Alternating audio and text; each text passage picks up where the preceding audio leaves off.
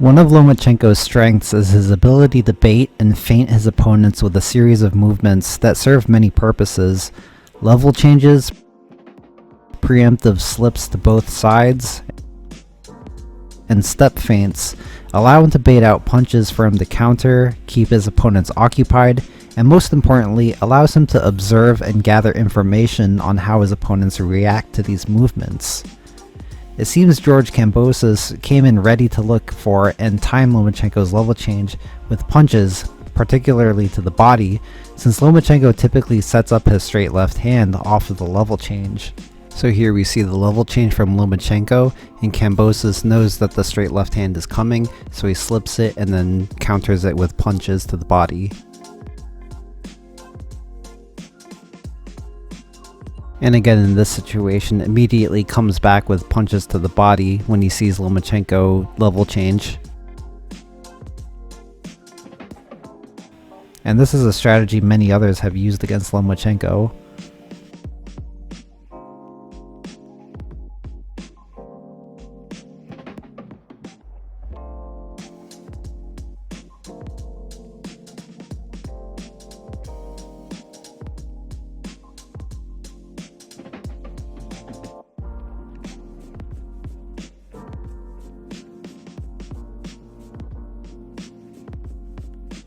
However, like I said, Lomachenko uses these movements to gather information on how you react to them, so when he noticed Kambosos was attacking after the level change, Lomachenko started to mess with Kambosos' timing by feinting the level change and attacking without the level change. So here we see Lomachenko level change, but since he's looking for Kambosos to time him with an attack, he doesn't shoot the straight left hand.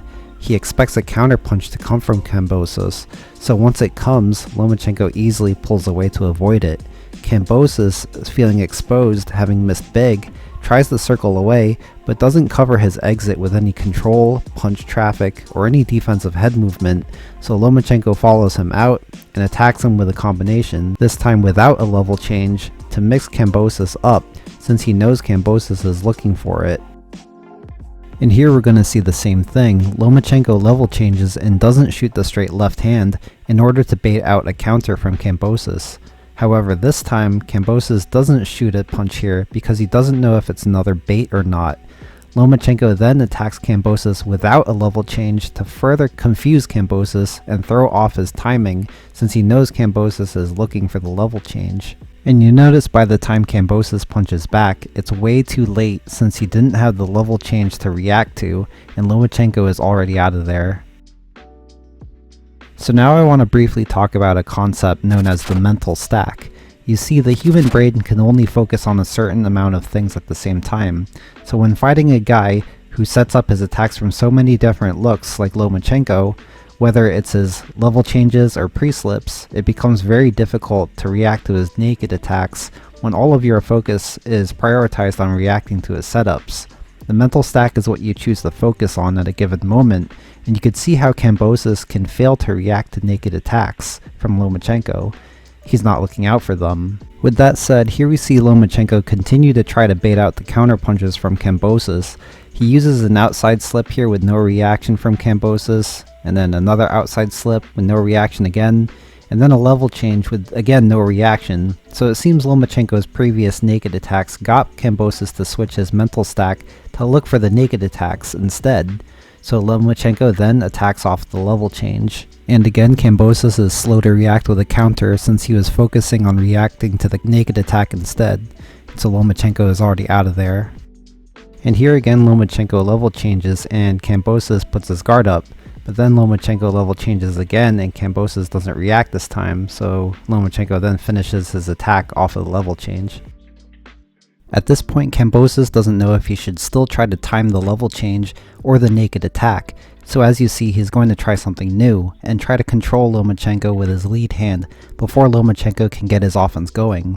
This is smart since he's taking a proactive approach to stopping Lomachenko's offense instead of trying to take a reactive approach trying to time him. Except Lomachenko is still a step ahead of Kambosos and is able to slip and counter Kambosos' lead hand probe. But how did he do this? You see, Lomachenko actually manipulated Kambosos to do this by pressuring forward, then showing his high guard when he got close. This is a way of tempting Kambosos to either punch or touch his guard to halt his forward pressure. He's giving Kambosos a target. However, you see this is a trap, and Lomachenko takes the target away as soon as he sees movement from Kambosos. You see, this is the whole point of the level change to straight left hand Lomachenko does. He level changes to avoid a punch or potential punch before shooting his straight left. Kambosos had the right game plan from the beginning by going to the body on the level change, but Lomachenko's feints and naked attacks got Kambosos to abandon that plan and do exactly what he wanted him to do, try to punch his guard. And you see the same thing here. Lomachenko pressures forward, giving Kambosos a target with the high guard. Kambosos takes the bait, then Lomachenko slips and counters it again.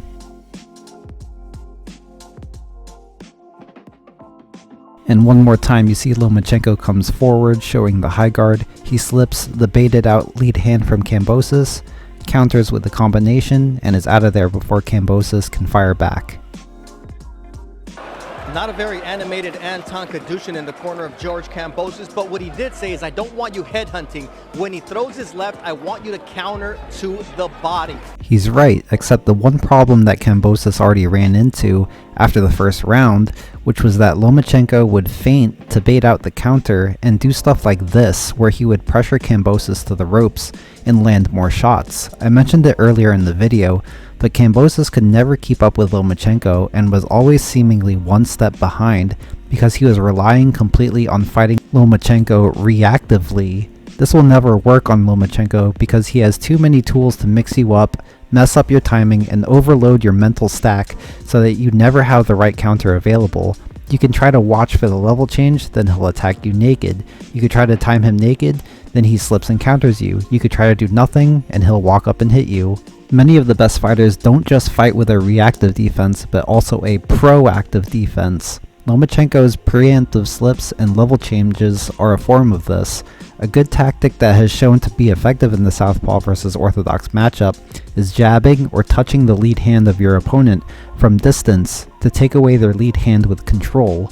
It blocks the jab punch lane and can momentarily stop your opponent from walking forward. This allows you to prioritize your mental stack and watching out for the rear hand. This is a tactic Floyd Mayweather employed against Manny Pacquiao, and one Teofimo Lopez successfully used against Lomachenko. Kambosos had the right idea by proactively probing Lomachenko, but he let Lomachenko get way too close before doing it and aimed it at Lomachenko's head, making it too easy for Lomachenko to slip and counter around it. Kambosos had his best moments coming forward and initiating his attacks on Lomachenko instead of backing up and waiting for Lomachenko to do what he does best.